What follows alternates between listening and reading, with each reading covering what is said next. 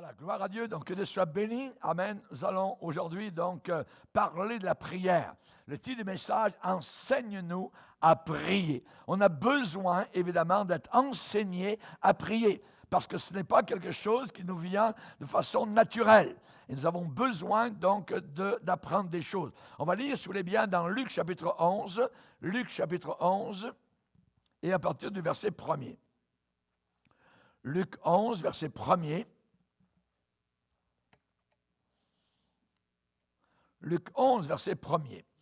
Jésus priait un jour en un certain lieu. Lorsqu'il eut achevé, l'un de ses disciples lui dit, « Seigneur, enseigne-nous à prier comme Jean l'a enseigné à ses disciples. » Il leur dit, « Quand vous priez, dites « Père ». Que ton nom soit sanctifié, que ton règne vienne. Donne-nous chaque jour notre pain quotidien. Pardonne-nous nos péchés, car nous aussi, nous pardonnons à quiconque nous offense. Et ne nous induis pas en tentation. Seigneur, nous te remercions et nous te bénissons car bientôt nous serons avec toi dans la gloire éternelle. Nous te remercions, Seigneur, pour le chemin parcouru jusqu'à aujourd'hui. Tu es le Dieu, Seigneur Jésus, qui est bon et ta bonté, ta fidélité est au-delà de notre compréhension. Nous te demandons, Seigneur Jésus, que nous puissions continuer dans la prière. Aide-nous, s'il te plaît, à ne pas nous relâcher. Plus nous voyons s'approcher le jour de ton retour. Dans le nom puissant de Jésus, nous prions. Amen. Et tout le peuple dit Amen. On peut s'asseoir, frères et sœurs. Souvent, les chrétiens, quand ils viennent à Jésus, se rendent compte d'une chose, c'est que ceux qui les entourent ne sont pas sauvés. Et donc, ils veulent leur parler tout de suite de Jésus, de ce Jésus qu'ils ont découvert, cette joie donc d'être sauvés maintenant, joie immense. Ce n'est plus de l'à peu près, ce n'est plus peut-être je serai sauvé, peut-être j'irai en enfer, et le purgatoire n'existe pas, donc c'est au ciel ou l'enfer. Et quand on est sauvé, donc, il y a cette joie que l'on désire répandre autour de nous. Le gagneur d'âme, la personne qui veut gagner des âmes, se doit absolument d'avoir une vie de prière. Et je vais vous l'indiquer parce que sans la prière, la plupart du temps, notre témoignage va ricocher sur la personne. Et lorsque le témoignage est baigné, imbibé, imprégné de prière, pouf, souvent les âmes viennent à Jésus facilement. Et c'est la raison pour laquelle il faut apprendre à prier dès qu'on est sauvé, apprendre à parler à Dieu, à dire des choses au Seigneur. Et j'aime vous parler, puisque vous êtes tous, et nous sommes tous des gagneurs d'âmes. Nous voulons gagner des âmes. Mais quelle est notre vie de prière? Quel genre de vie de prière avons-nous? Nous avons fait une semaine de jeûne et prière. Merci Seigneur.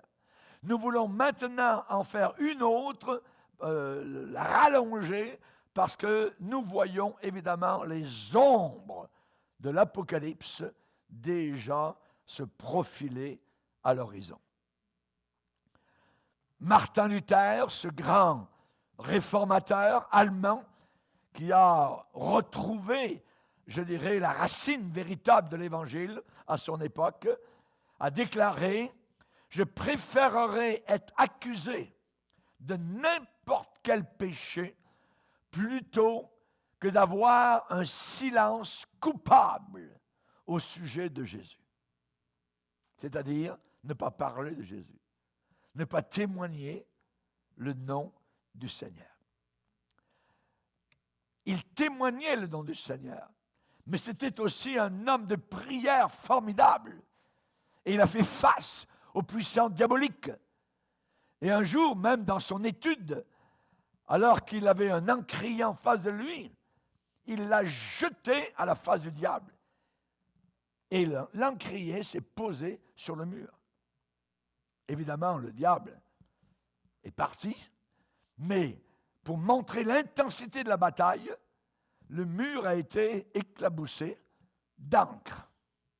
Pour montrer comment cet homme était attaqué, évidemment, par les puissances diaboliques, les puissances ennemies, les puissances sataniques, qui, évidemment, savent qu'elles ont très peu de temps. Toutes ces puissances sont perdues, vont en enfer. Ils le savent tous. Ils sont rebellés contre Dieu depuis des siècles et des siècles. Et ils savent leur sort final. Alors ils essaient, évidemment, donc, d'amener avec eux le plus possible de personnes pour les damner avec eux en enfer. Je préférerais être accusé de n'importe quel péché plutôt que d'un silence coupable au sujet de Jésus. La prière, c'est le respirateur de l'âme. C'est ce qui permet à votre âme de respirer. C'est la respiration, c'est le souffle de l'âme. Quelqu'un qui ne prie pas n'a pas de communion avec Dieu. On peut avoir l'extérieur, on peut avoir la lampe, on peut avoir, je dirais, le lieu, le culte, une Bible dans la main, mais l'huile dans la lampe. Et l'huile qui brûle, c'est cela qui est important. Et non pas uniquement l'apparence extérieure. La respiration de l'âme. Quelle sorte de respire à votre âme? Est-ce que vous êtes en train, je dirais, de vous étouffer? Ou bien de respirer facilement l'air du ciel avec une vie de prière constante?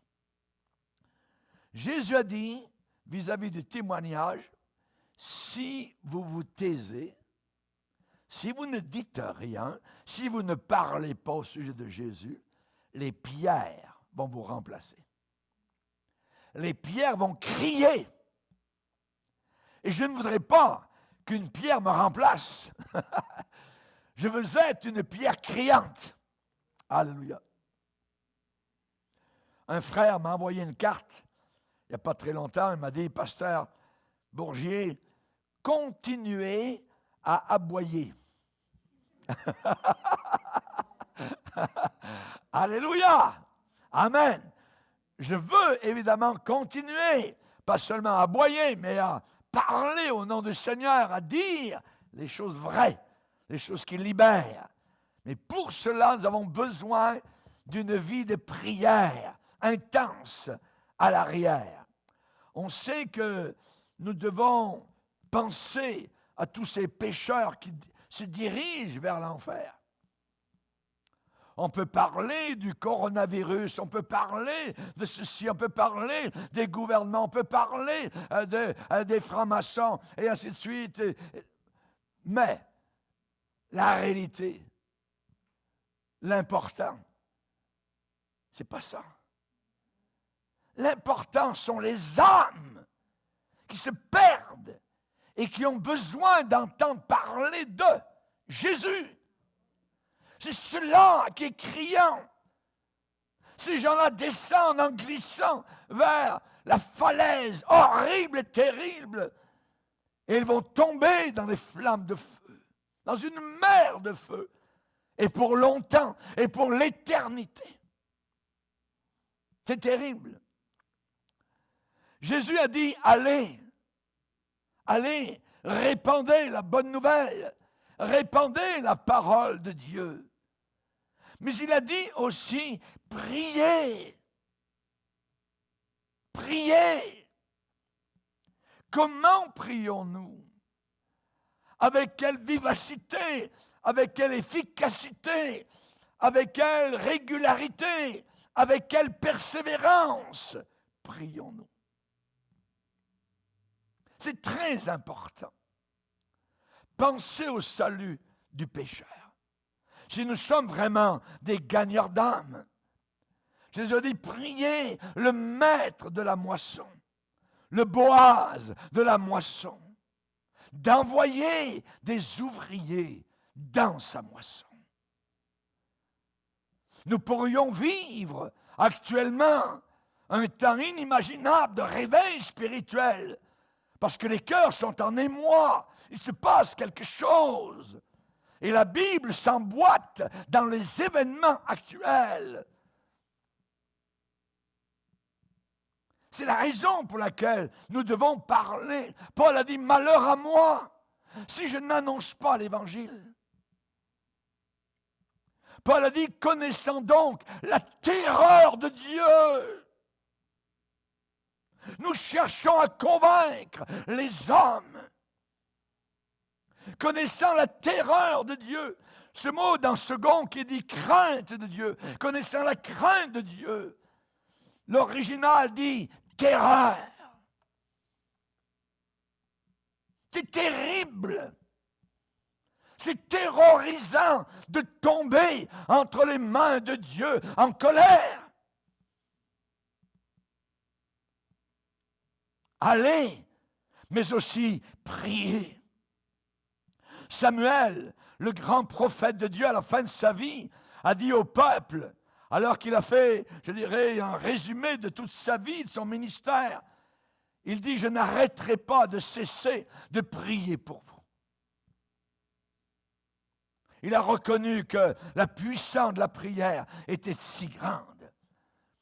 Et dans la Bible, on a des exemples, je dirais, innombrables de réponses à la prière. Anne n'avait pas d'enfant, elle était stérile.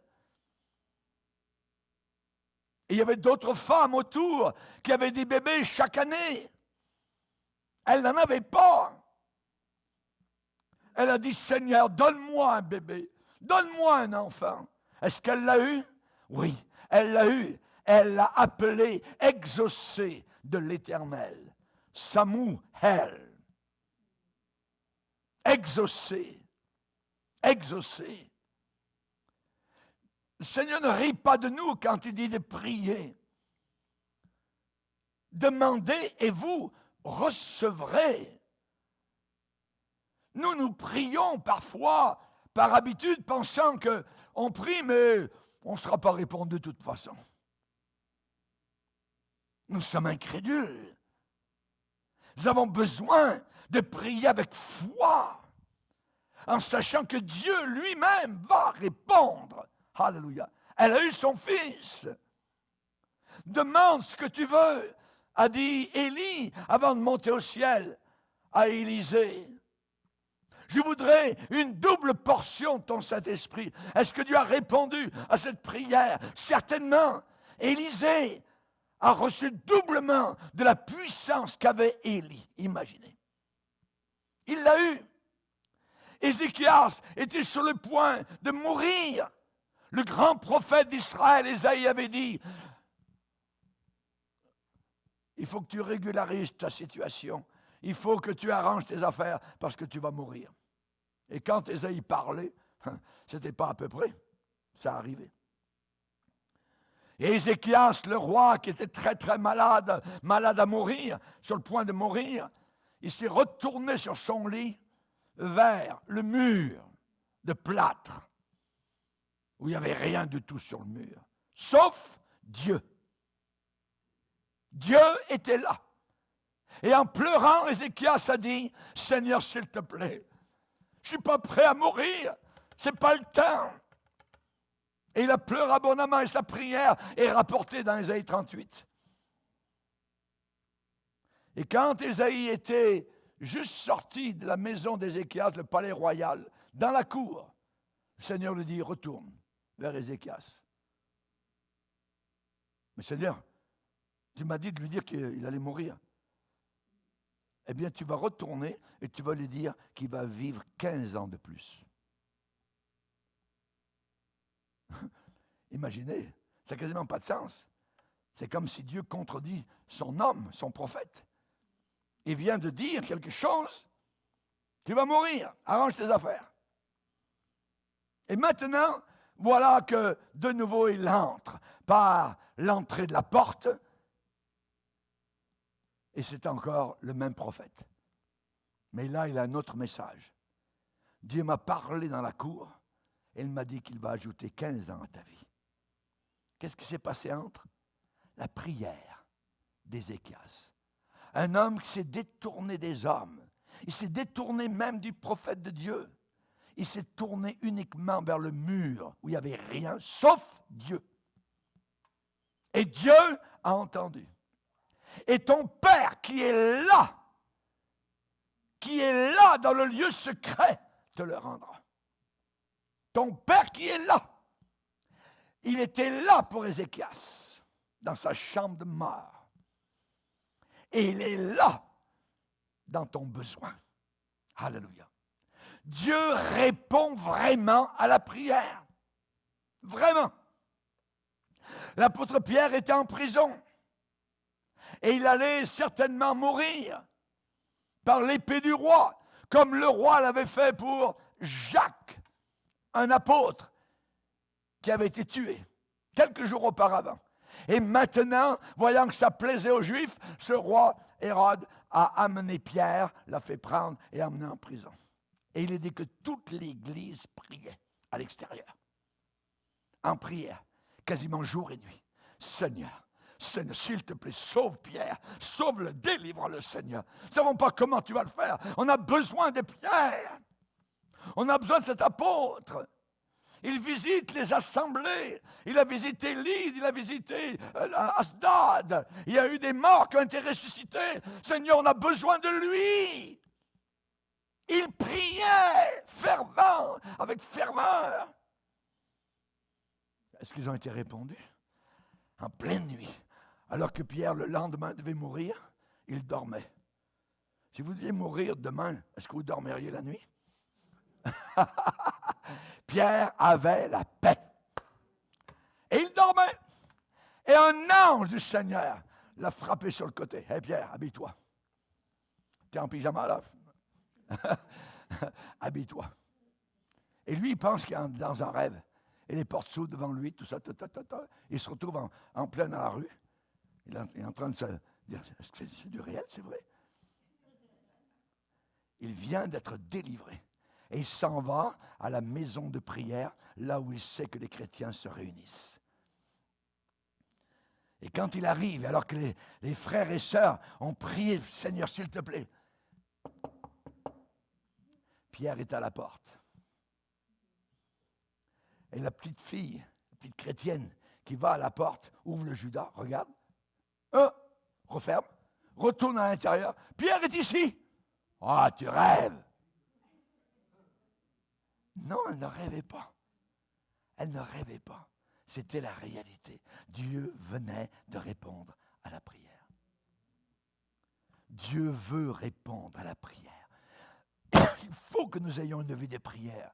Il faut qu'on prie pour nos bien-aimés. Le temps est court. L'éternité, ça n'a pas de fin. Et nous pouvons maintenant prier pour nos bien-aimés qui ne sont pas sauvés. Dieu ne se moque pas de nous lorsqu'il dit « Si vous demandez quoi que ce soit en mon nom, je le ferai. » Je le ferai. Si ça n'existe pas, je vais le fabriquer. Je le ferai. Si vous demandez quoi que ce soit en mon nom, je le ferai. Vous ne possédez pas à des Jacques parce que vous ne demandez pas. Il faut demander le salut des âmes. Il faut avoir le poids des âmes, pleurer sur les âmes perdues. William C. Burns avait 20 ans. C'était un Écossais. Et il priait dans sa chambre. il était chez ses parents, à genoux, par terre, allongé, sur le ventre, devant le Seigneur, des heures à demander le salut des âmes. Un matin, il se présente à la cuisine et il dit, maman, Dieu m'a donné l'Écosse aujourd'hui. Dieu m'a donné l'Écosse aujourd'hui. Et juste après cela, il y a eu un réveil spirituel qui a balayé les Écossais et les Écossaises. Un jeune homme, prenant Dieu au mot, avec un fardeau pour les âmes. La prière, c'est le petit nerf qui fait bouger les muscles de l'omnipotence.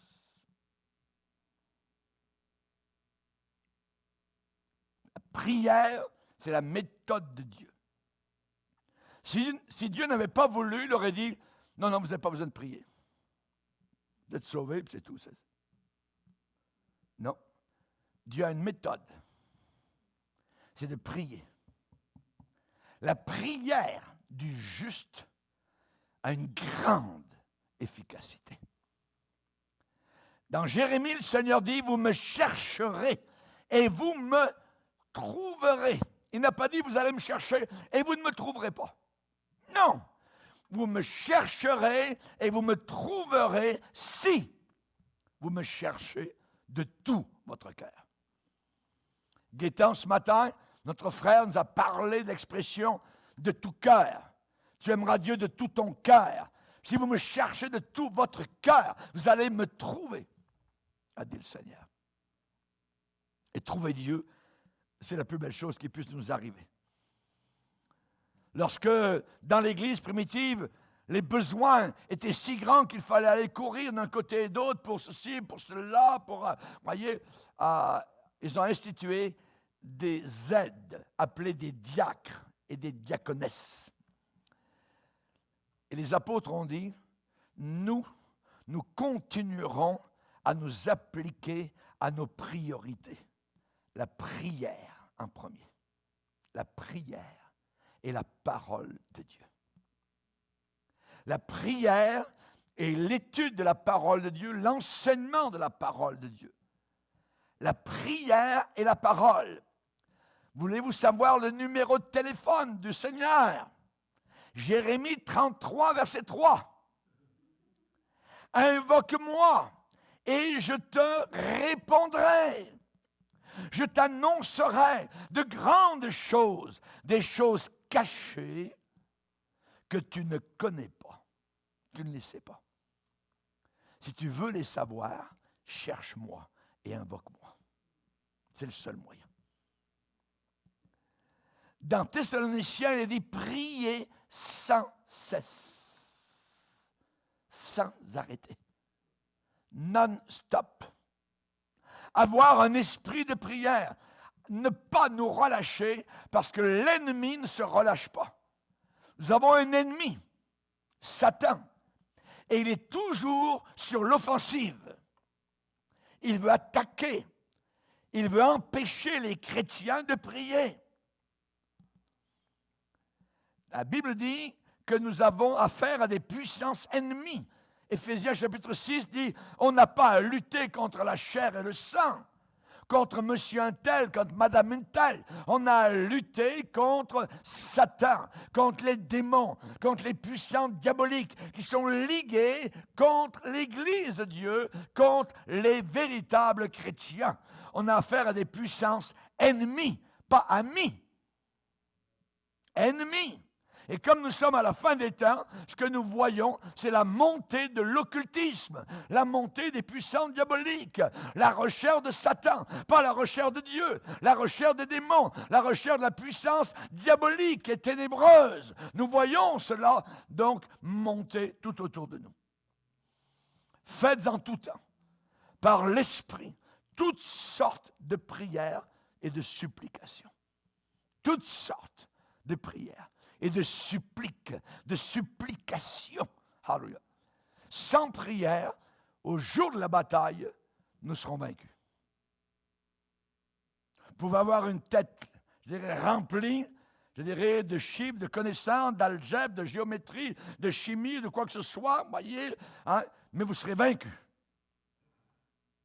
Et quelqu'un, possiblement, qui ne sait ni lire ni écrire, mais qui prie constamment, lui sera, ou elle sera vainqueur. Amen. Ceux-ci s'appuient sur leurs chars, ceux-là s'appuient sur leurs chevaux. Nous invoquons le nom de l'Éternel. Eux, ils plient et ils tombent. Et nous sommes debout dans nos bottes. Nous restons debout. Psaume 20. Alléluia. Sans la prière, c'est certainement la défaite au jour de la bataille. Et nous sommes dans la bataille. Vous vous rappelez à Réphidim? Réphidim, ça vous dit quelque chose? Exode 17, on va y aller. Exode 17.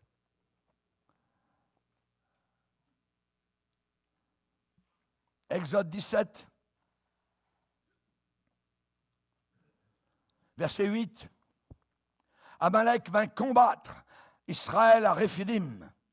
Alors Moïse dit à Josué, choisis-nous des hommes, pas des femmelettes, des hommes, sors et combat Amalek. Demain, je me tiendrai sur le sommet de la colline, la verge de Dieu dans ma main. Notez bien, la verge de Dieu dans ma main. Josué fit ce que lui avait dit Moïse pour combattre Amalek. Et Moïse, Aaron et Hur montèrent au sommet de la colline. Et regardez bien le va-et-vient. Lorsque Moïse élevait sa main, Israël était le plus fort. Et lorsqu'il baissait sa main, lorsqu'il faiblissait, Amalek était le plus fort. Les mains de Moïse étant fatiguées, ils prirent une pierre qu'ils placèrent sous lui et il s'assit dessus. Aaron et Hur soutenaient ses mains, l'un d'un côté, l'autre de l'autre côté. Et ses mains restèrent fermes jusqu'au coucher du soleil. Et Josué vainquit Amalek et son peuple au tranchant de l'épée. Dans la bataille spirituelle, chers amis, nous avons besoin de la prière. Et nous avons besoin des aides de prière. Ceux qui soutiennent les mains, de ceux qui dirigent, de ceux qui sont, je dirais, en poste, qui sont ciblés par l'ennemi. La prière. Quand Moïse élevait les mains, c'était Josué qui avait la victoire. Et quand Moïse baissait les mains, c'était Amalek qui avait la victoire. Il y avait un va-et-vient juste par rapport à la prière. Et dans ta vie personnelle, tu vas voir ce va-et-vient aussi. Quand tu te mets dans la prière, là, tu es en train de gravir la montagne.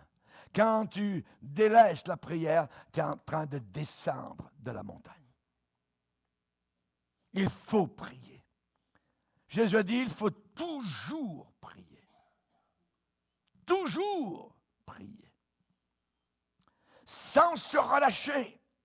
Qu'est-ce que le Seigneur a dit à l'apôtre Pierre dans le jardin de Gethsémani? Vous n'avez pas pu veiller avec moi 1 heure. Vous n'avez pas pu veiller avec moi 1 heure. Alors que ça aurait été le temps de prier. Il ne l'a pas fait. Et quand la petite femme lui a posé la question, mais oui, tu fais partie des Galiléens. Ah non, non, non, non. Il n'a pas voulu s'identifier. Beaucoup de chrétiens, à la fin des temps, ne voudront pas s'identifier au peuple vainqueur. Ils ne voudront pas parce qu'ils n'ont pas une vie de prière. Il faut avoir une vie de prière. Pas des prières sporadiques de 2 minutes. Seigneur, je n'ai pas le temps. Oh, Seigneur, je suis trop fatigué. Je t'aime beaucoup, Seigneur. Mais on ronfle le soir en revenant à la maison. Ça, ce n'est pas une vie de prière, ça. Non, non, non, non. Une vie de prière, c'est un temps passé. Et normalement, le minimum, c'est 1 heure. C'est ce que je vous ai dit. Vous n'avez pas pu veiller avec moi 1 heure. À cette époque-là, 1 heure, c'était encore 60 minutes. Et évidemment, donc, nous avons besoin de bien voir cela, de commencer comme cela. Vous n'avez pas pu veiller avec moi 1 heure. Et il a renié, l'apôtre Pierre a renié le Seigneur. Il a renié le Seigneur. C'est spirituel. Jésus dit, il faut toujours prier et ne pas se relâcher. Tous les grands hommes de Dieu, les grandes femmes de Dieu ont triomphé par la prière. Je vais vous citer différentes personnes. Luther, par exemple, a dit, celui qui a bien prié a bien étudié. Il a dit, si je ne réussis pas à passer 2 heures en prière chaque matin, le diable a la victoire toute la journée. Charles Wesley a dit, je passe 2 heures chaque matin en prière. Pas étonnant qu'il a gagné beaucoup d'âmes au Seigneur. William Grimshaw se levait à 5 heures en hiver et à 4 heures en été pour commencer sa journée avec Dieu. David Brainerd, qui a travaillé parmi les Indiens d'Amérique du Nord et en a gagné, a dit, j'aime être seul dans ma chaumière où je peux passer beaucoup de temps en prière.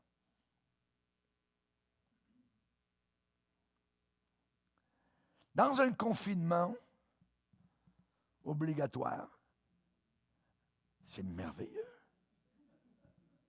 On peut passer beaucoup de temps en prière. J'aime être seul dans ma chaumière où je peux passer beaucoup de temps en prière. George Whitefield, qui est un homme que Dieu a utilisé puissamment pour un réveil sur tout le côté est des États-Unis, il a dit, j'ai passé des journées et des semaines entières prostré à même le sol en prière silencieuse ou vocale. Mais on est des nains par rapport à ces gens-là. On est des rétrogrades.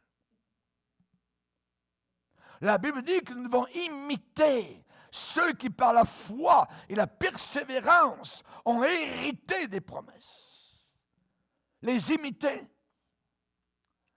Robert Murray McCheyne est mort à 29 ans, ce jeune homme.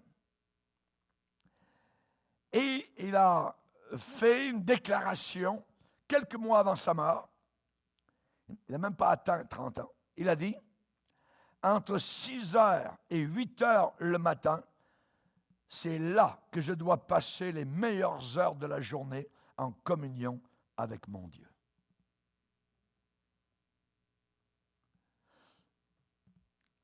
Moody Stuart a déclaré, un autre grand homme, je ne peux pas dire qu'une journée passe sans que je contemple la beauté du Seigneur et que je sois renouvelé par sa grâce. Il avait des règles personnelles. Et voilà ces règles. Priez jusqu'à ce que vous priez. On comprend ça. Ensuite, il dit, priez jusqu'à ce que vous soyez conscient d'être entendu. Et la troisième, priez jusqu'à ce que vous receviez une réponse. Souvenez-vous de ceux qui ont marché comme cela. Hébreux 13 nous dit, imitez leur foi. Imitez leur foi. Evan Roberts, Dieu l'a utilisé puissamment dans un réveil en 1905. Il a dit, il n'y a pas de secret à un réveil spirituel authentique. C'est simple. Demandez et vous recevrez. Demandez et vous recevrez. Seigneur, enseigne-nous à prier. À prier. Samuel Chadwick a dit, bien qu'un homme sache tout ce qui concerne la prière et qu'il en comprenne tous les mystères, s'il ne prie pas lui-même, il n'apprendra jamais à prier. Ce n'est pas suffisant de savoir, de connaître au sujet de la prière. Il faut prier. Il faut prier. Pourquoi devons-nous prier? Je vais vous donner des sujets de prière et nous les rappellerons durant cette semaine qui s'en vient, puisque c'est une semaine de prière. Les sujets de prière, spécialement de celui qui veut gagner des âmes au Seigneur. Tout d'abord, demandons de recevoir de Dieu la qualification pour accomplir cette tâche de gagner des âmes pour l'éternité. Nous devons prier pour avoir de l'assurance. Vous ne pouvez pas témoigner en chancelant dans votre témoignage, en n'étant pas certain. Je te dis quelque chose, mais je ne suis pas trop certain. Là. Personne ne croira jamais. Prions pour de l'assurance, de la hardiesse. Dans Actes chapitre 4, les premiers chrétiens, dans une persécution, ont élevé ensemble la voix au Seigneur. Il y a des gens qui disent, moi je ne peux pas prier parce que l'autre à côté de moi, il est en train de crier ou de parler. Voyons donc. Quand on est tous ensemble devant le Seigneur, la Bible dit dans Acte 4, ils élevèrent tous ensemble la voix au Seigneur. Je ne suis pas là pour écouter ce que l'autre dit, je suis là pour parler à mon Dieu. Alléluia. J'ai besoin du Saint-Esprit. Et qu'est-ce qu'ils ont demandé? Seigneur, vois leurs menaces et donne à tes serviteurs d'annoncer ta parole avec une pleine assurance. Demandons l'assurance. Seigneur, je veux annoncer le message de l'Évangile avec une autorité, avec une assurance totale, complète, avec hardiesse.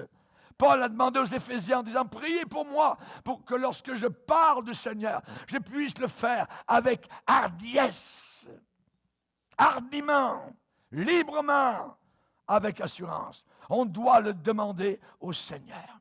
Alléluia. Si quelqu'un d'entre vous manque de sagesse, de puissance, d'assurance, qu'il la demande à Dieu, qu'il donne sans faire de reproches, mais qu'il la demande sans douter. Parce que celui qui doute est comme les flots de la mer qui vont et qui viennent. Un jour il croit, le lendemain il ne croit plus, ainsi de suite. Non, non, non. Avec Dieu, ça ne marche pas. Qu'une telle personne ne s'imagine pas qu'il recevra quoi que ce soit de la part du Seigneur, parce qu'il doute. Il doute. Ensuite, on doit prier pour la qualification. On doit prier pour être dirigé. Seigneur, vers qui tu veux m'envoyer pour parler de toi? Être dirigé, guidé vers des personnes qui sont mûres, comme un fruit mûr prêt à être cueilli. Il y a des personnes qui sont mûres aujourd'hui. Il faut que le Seigneur nous guide vers ces personnes qui ont pleuré, qui ont cherché, qui sont allés aux quatre coins de la terre, qui ont fait des cours, qui sont allés dans l'ésotérisme, l'occultisme, qui ont trafiqué avec Satan, mais au fond de leur cœur, ils cherchent. Ils sont mûrs. Allons-nous les cueillir? Demandons au Seigneur de nous diriger vers ces personnes-là. Dirige-moi. Il y avait une personne mûre qui était prête à accepter le Seigneur. Et le Seigneur a parlé à Philippe. Il lui a dit, quitte cet endroit maintenant et va-t'en sur tel chemin, telle route. Mais pourquoi laisse faire? Et là, soudain, il a vu un char arriver. Et quelqu'un était en train de lire la Bible et il ne comprenait rien de ce qu'il lisait. Philippe s'est approché du char, lui a expliqué le salut, la Bible. Cela a fini dans la joie, dans une grande allégresse et par un baptême dans l'eau. Alléluia. Merci Seigneur.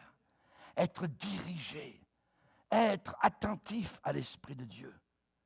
Peut-être que le Seigneur veut que vous envoyiez un email à quelqu'un. Peut-être que Dieu veut que vous envoyiez une lettre à quelqu'un, un cadeau, une Bible enveloppée. À Noël, il n'y a pas plus grand cadeau que d'offrir la parole éternelle à quelqu'un. Alléluia. Seigneur, dirige-nous, donne-nous la direction. La direction. Alléluia. Ananias, t'es chrétien. T'habites à Damas, en Syrie. J'ai une mission pour toi. Aujourd'hui, tu vas quitter ton appartement et tu vas aller dans la rue La Droite. Bien, c'est une rue, tu regarderas bien, c'est marqué rue La Droite. Et là, dans cette rue, il y a une maison et il y a un homme qui prie. Je veux que tu ailles vers lui.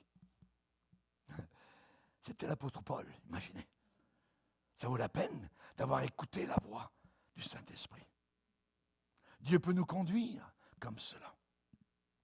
Nous avons reçu ici un pasteur français qui nous a raconté un jour comment une dame, après sa sieste, l'après-midi, chrétienne, Seigneur lui a parlé, lui a dit, tu vas aller dans tel café, à tel endroit, et tu vas parler de mon nom. Elle s'est levée, elle s'est habillée, elle est sortie de chez elle, elle est allée dans tel café.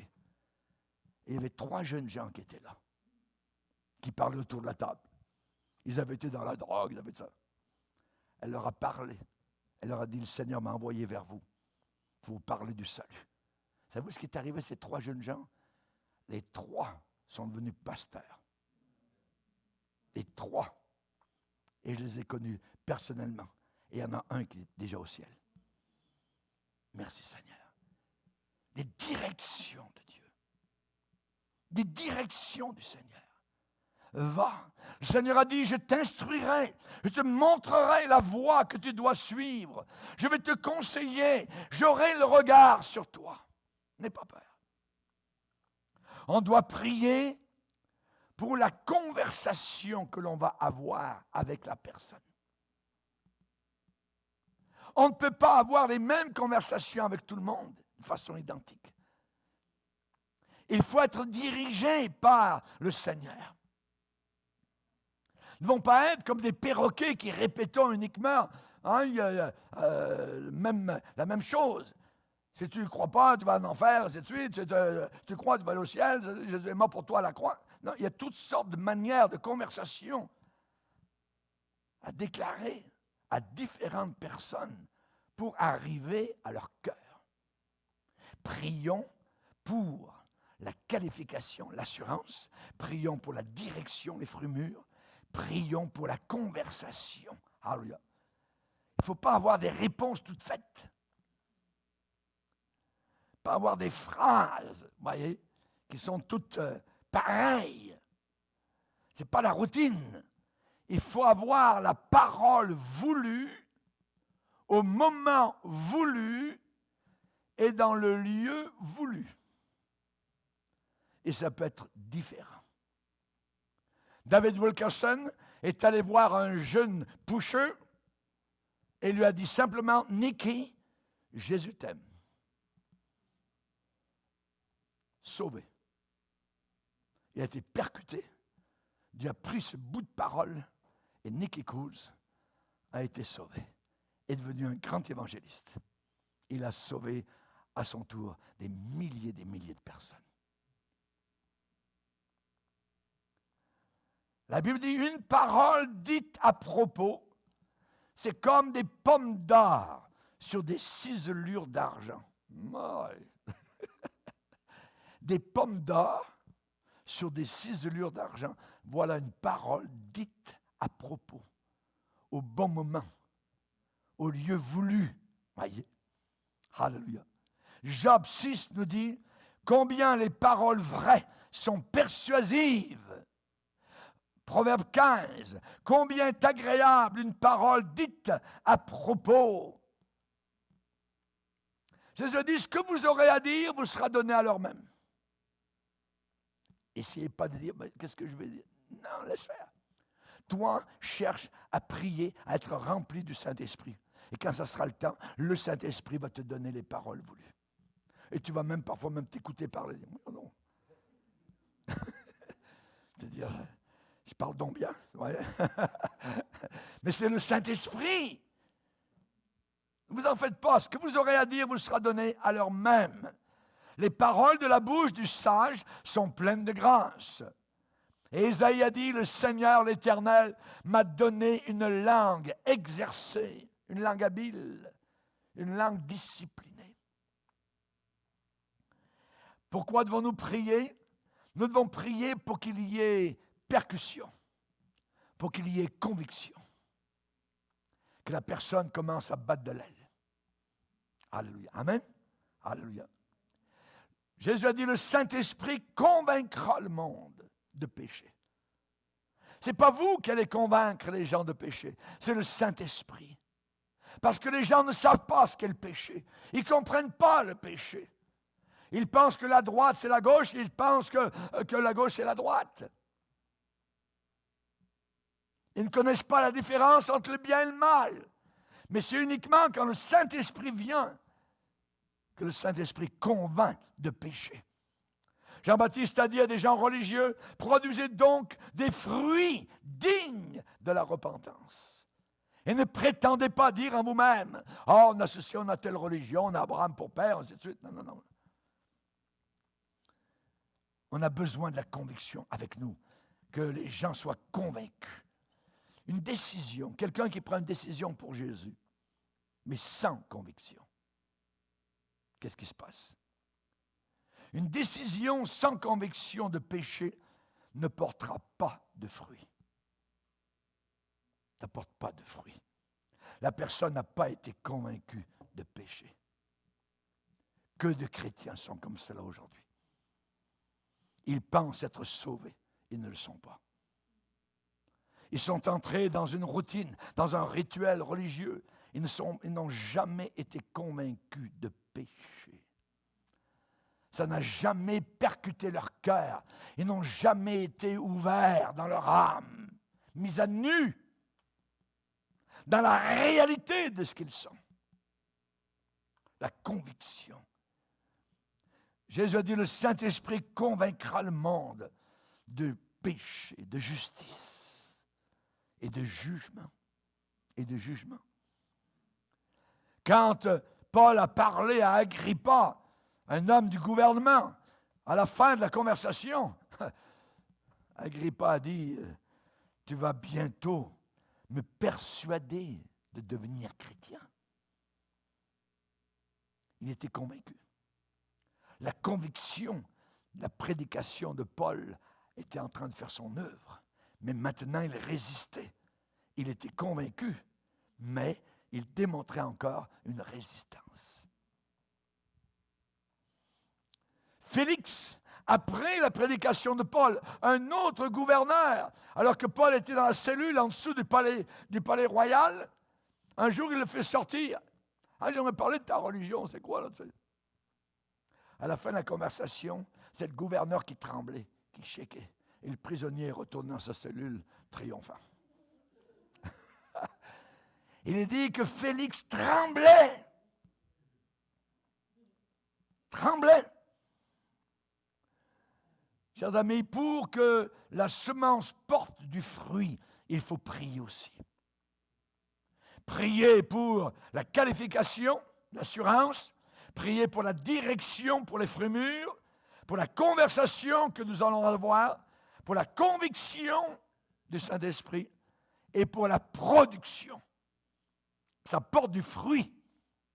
Dès que la semence est jetée sur le terrain du cœur, Satan vient aussitôt pour l'enlever.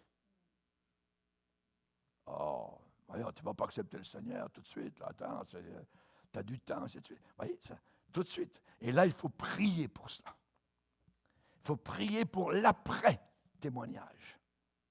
Parce que Satan vient pour enlever la parole de Dieu, l'étouffer, la dévorer, pour qu'elle ne porte pas de fruits. Prions pour la production. Tout ce que vous demanderez en priant, croyez que vous l'avez reçu et vous le verrez s'accomplir. Nous avons l'exemple de Jésus qui a prié. C'est un exemple de prière, c'est le plus bel exemple. Mais il a prié constamment. Il priait. Il était baptisé dans l'eau. Qu'est-ce qu'il a fait avant son baptême? Il priait. Après son baptême, il priait encore. L'autre jour, on a eu un service de baptême. Il y a à peu près 6 ou 7 personnes qui ont été baptisées dans l'eau. Il y a un frère, après la réunion du baptême, me dit, pasteur, est-ce que Jésus a fait 40 jours de jeûne après son baptême? Il dit oui, mais moi aussi.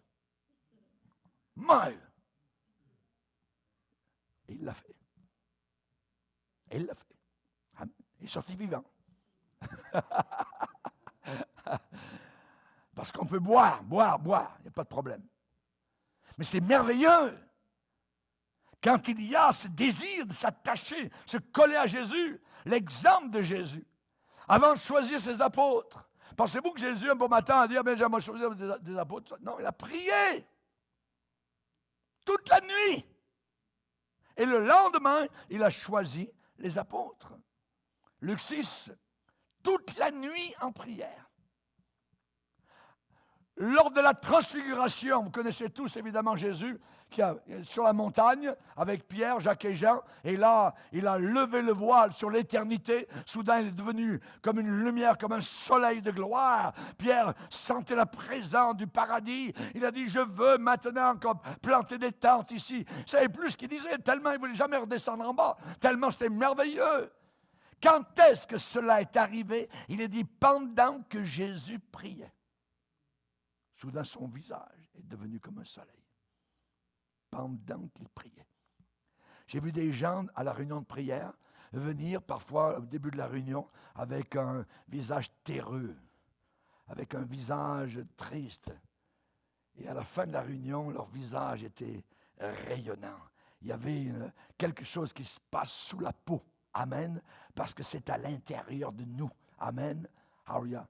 On est comme transfigurés. Pendant que nous prions. Pendant qu'il priait. Il a prié pour Pierre. Pierre, j'ai prié pour toi. Est-ce que vous priez de temps en temps pour un frère ou une sœur? Vous savez, le Saint-Esprit vient frapper à notre porte.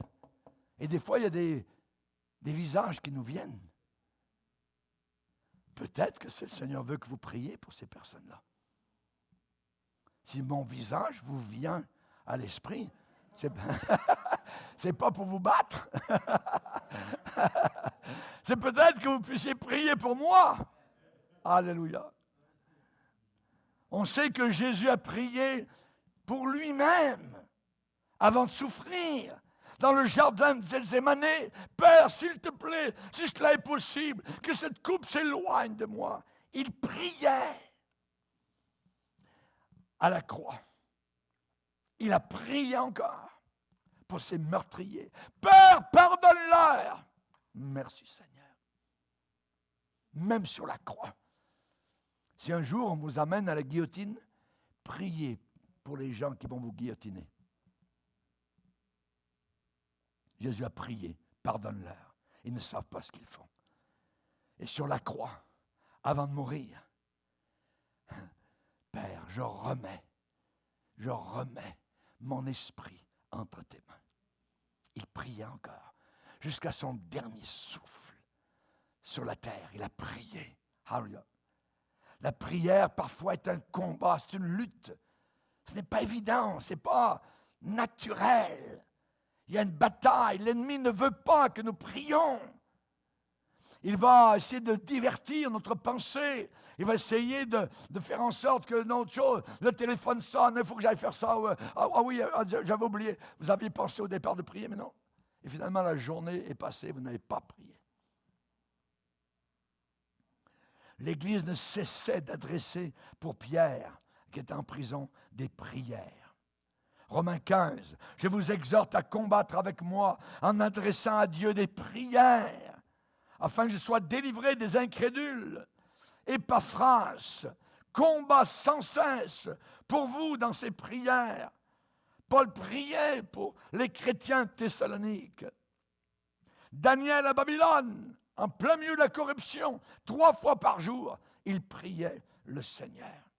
Esther priait pour sauver son peuple d'Israël. Elle a jeûné sans manger ni boire pendant 3 jours. Elle a sauvé son peuple. Jésus dit, l'homme devrait toujours prier sans jamais faiblir, sans jamais faiblir. N'oubliez jamais Réphidim, la verge de Moïse. Quand il la levait, il avait la victoire. Quand il la baissait, il était sur le domaine de la descente. Baissons nos têtes et prions Dieu.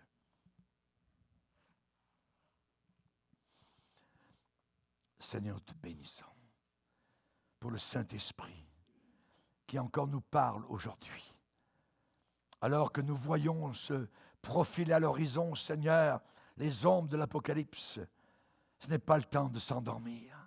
C'est le temps de veiller, de prier, d'être aux abois, aux aguets. Aide-nous, s'il te plaît, Seigneur, à rester sentinelle jusqu'à la fin, jusqu'à l'enlèvement de l'Église. Soudainement, nous serons là, en haut de la terre, en te voyant, Seigneur, parce que tu seras descendu du ciel pour venir nous chercher. Veuille bénir les frères et sœurs, tous ceux qui témoignent, ceux qui désirent être des gagneurs, des gagneuses d'âme. On ne peut pas gagner une âme deux fois pour toute l'éternité. Seigneur, nous te bénissons pour ce travail merveilleux. Tu as dit dans le psaume, ceux qui sèment avec larmes, moissonneront avec chant d'allégresse. Nous savons, Seigneur, qu'une âme sauvée produit de la joie inimaginable là-haut devant ta présence. Merci, Seigneur. Bénis abondamment nos frères et nos sœurs. Au nom puissant de Jésus. Amen. Et tout le peuple dit Amen. Levons-nous ensemble devant le Seigneur.